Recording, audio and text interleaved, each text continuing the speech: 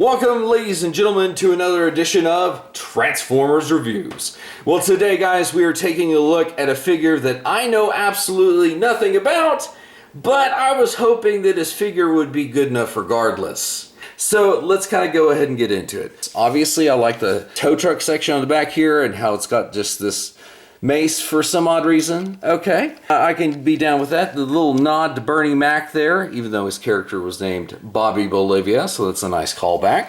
If I had a rock, I'll bust your head, man. She deaf, you know? I love the light bar on top. That's excellent. Plus this orange and gray thing that he's got going on here. Look at the amber sort of clear plastic that he has for his windshield. I think for the vehicle mode, especially like the light bar up here, that looks good. No complaints about that.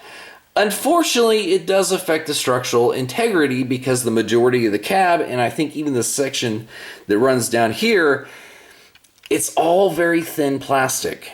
As you can see right here, this little section is not fitting in there snug. It usually sits right about there. And it's supposed to clip in securely to where you're not supposed to have much of a deal. But like I said, it's thin plastic and it's clear plastic, which has a tendency to crack. But again, they didn't design it to clip in strong enough, so it does have this slight seam. And you can see it just gets wider as you go back here. And like this section, because it does clip in on the front, and this is not securing back here, it's warping the plastic, kind of pushing up on this section. Now that does bring to mind the next point with what's wrong with this is when you're going to robot mode, you have to take this whole section and separate it from these two. You can see these two sections up here. Well, the thing is even if these are untabbed from the center section, this is always catching on itself, and because it's so thin, you have to really kind of pull on it to get it to actually move forward, and it about breaks off every time. The instructions are like, yeah, that's normal, go ahead and do it. And I'm like, what? And anyway, yeah, I'm not thrilled about that.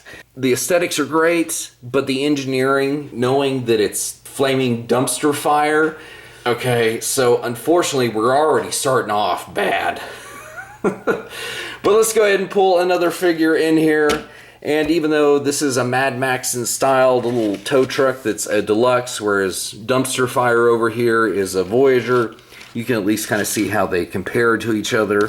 What about whenever this guy actually takes on his robot form? So our guy has finally decided to show up in his robot mode. And I will give this guy credit that his proportions in regards to how his legs, his arms, and his head relate to his torso, that all actually seems to be normal. Now, something that you may have clocked is that he does have what forms the two halves of his wrecker hook basically just strapped to the back of his arms. You see where where his back is actually supposed to plug into it? Yeah, that's the same section of the doors that it couldn't plug into securely in vehicle mode, so you can sure as heck bet it ain't doing it in robot mode either, which you can definitely kind of see the inside part of it now is that clear plastic and the fact that they just did not design that very well. Now, what's interesting about Battletrap is he's taking what is traditionally an Autobot sort of thing where the front of the car forms the chest, and it does kind of make him look a little bit jacked in that area. You can tell what is his eyes. You can tell that the boy has kind of a sloping faceplate. Plus he's got like this sort of crest coming off the front of his head. I mean, just, yeah, he looks good as far as that goes. And yes, our boy does indeed actually rock a wrecking ball for one of his fists. And what's weird is I feel like I've seen this somewhere before. Oh, wait a minute. Because essentially this thing does just like bulkheads. Even though it is smaller, it just basically folds open and then you just collapse it around the fist and close it back up just like bulkheads. But you know, that'd be kind of cool to see these two squaring off, I feel, even though they are from completely different universes. But you know, isn't that Legacy's like whole thing right now? This guy, aside from the wrecking ball, there are no other weapons. It does show him using his hook bits as like, I guess, melee weapons in conjunction with this. And considering that we haven't seen the movie, that may be his whole thing. However, I do like my bad guys to actually have a blaster, you know, because it kind of seems like an effective weapon. Plus, Optimus Prime is rocking his in the movie, so if he just rocked up, you know, is he gonna be able to take on Optimus Prime before Prime just shoots him down. And then we'll just pull in our Bumblebee that we have. I do like kind of how these guys all do vibe together, even if they're enemies. So there is that. So where does our boy stand as a sort of final verdict? Well, surprisingly, I initially thought his robot mode was going to be the weaker of the two, but as with everything that we've looked at, his robot mode is kind of the redemption, I feel.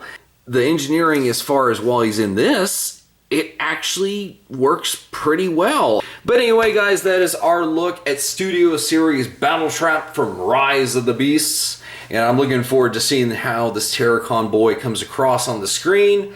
Hopefully he has a little bit of development and is not just, you know, Scourge's silent minion in the background. But I guess we'll just have to wait and see. So until next time, guys, we'll see you in another review.